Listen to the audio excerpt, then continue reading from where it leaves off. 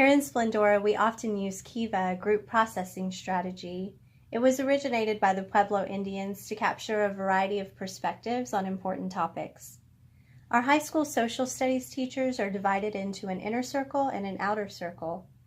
The teachers within the inner circle are asked to share their reflections about using open-ended responses to assess student learning. The teachers on the outer circle listen, and after a couple of minutes have the opportunity to respond to the conversation that occurred within the inner circle.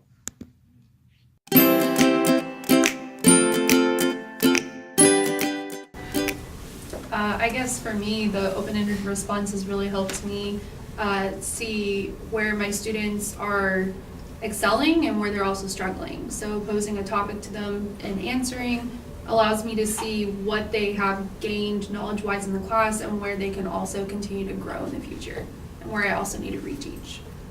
I concur with that statement.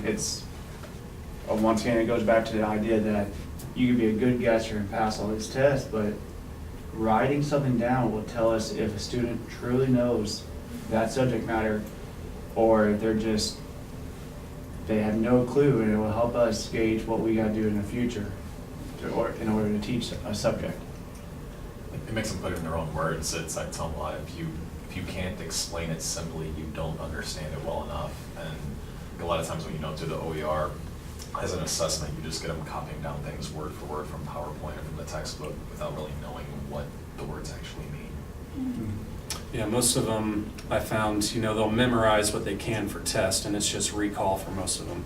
But when you put that writing assessment in front of them, besides recalling the information, like Joan said, they actually have to put it into perspective. They actually have to tell us that they know the information and prove it to us. Mm-hmm.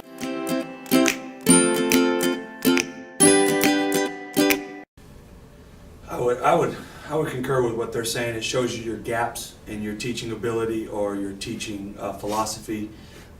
Teaches not only the subject, but things that they actually need to know for life and beyond your classroom. Literacy, the ability to express their own thoughts, and things of that nature. So it's very important to me to see where I fall short, and also on the other side, that where I do a good job of, and where they can explain themselves and turn it into their own words. I feel like I've done a good job.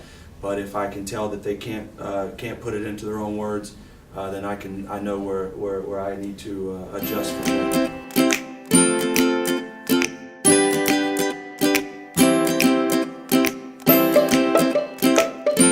They actually force you to learn and actually comprehend whatever you're being taught by the teacher, instead of just memorizing the notes, which in turn leads you to just recall the answer. This way you actually have to think about it and understand what you're trying to tell them in the open-ended response. And it kind of shows, okay, do I actually understand that, or am I just faking it till I make it?